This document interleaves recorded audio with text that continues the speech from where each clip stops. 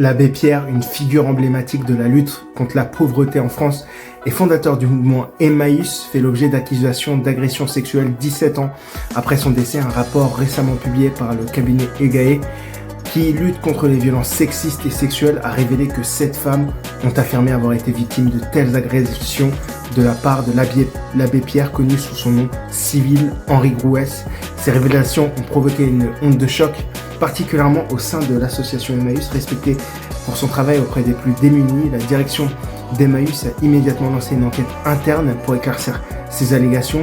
Cette situation est d'autant plus délicate que l'association est déjà sous le feu des critiques pour des accusations de maltraitance et de mauvaises conditions de vie dans certaines de ses communautés.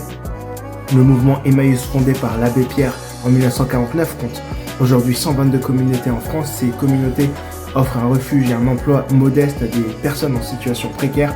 Cependant, des critiques ont émergé concernant la gestion de certaines de ces communautés, avec des accusations de travail dissimulé, de conditions de vie insalubres et d'harcèlement.